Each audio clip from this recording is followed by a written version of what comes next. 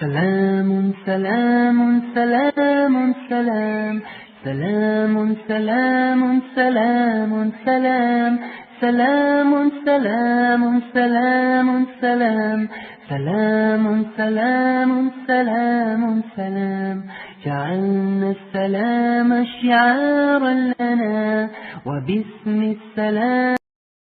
السلام علیکم ورحمۃ اللہ وبرکاتہ. آج معاشرے میں ایک عام شکایت ہے.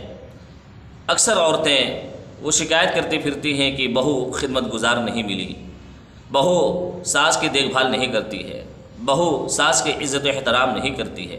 سب سے بڑا بگاڑ اور سب سے بڑا فساد یہ ہے کہ ساس بہو کو بہو سمجھتی ہے اور بہو ساس کو ساس سمجھتی ہے. آنے والی جو عورت دلہن بن کر آئی ہے وہ گھر کی جو عورت ہے ساس، اس کو وہ ساس سمجھ رہی ہے.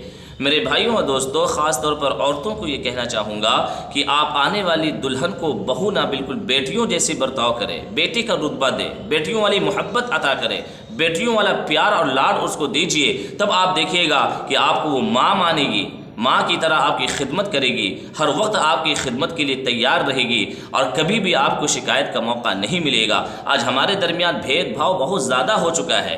بیٹی کو تو بیٹی مانتے ہیں اور یہ چاہت ہوتی ہے کہ ہماری بیٹی کو اچھا سسرال ملے، اچھے ساس اور سسر ملے، ان کو سسرال میں میری بیٹی کو کوئی تکلیف نہ ہونے پائے، اس کو عزت ملے، اس کو پیار ملے. لیکن وہی کوئی دلہن کسی گھر کی بیٹی بہو بن کر ہمارے گھر میں آتی ہے تو ہم کیا برتاؤ کرتے ہیں؟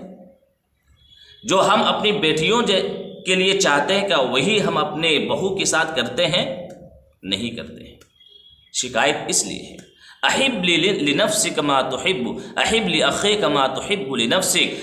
دوسروں کے لیے وہی چاہو جو اپنے لیے چاہتے ہو. ایمان کا ایک حصہ ہے، ایمان والوں کی علامت ہے.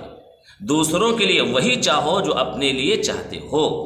جس دن اگر گھر میں بہو کے ساتھ بیٹیوں والا برتاؤ کیا جانے لگا، بیٹی جیسی محبت ملنے لگی، وہ گھر جنت نما بن جائے گا اور وہ بہو اپنی ساس کو ماں سمجھے گی اور زندگی میں کبھی بھی جیتے جی اس کو تکلیف نہیں آنے دے گی، مصیبت نہیں آنے دے گی. کمی ہمارے اندر بہت ساری ہیں، کمیوں کو دور کرنے کی کوشش کریں انشاءاللہ. اللہ رب العزت عمل کرنے کی توفیق عطا فرمائے.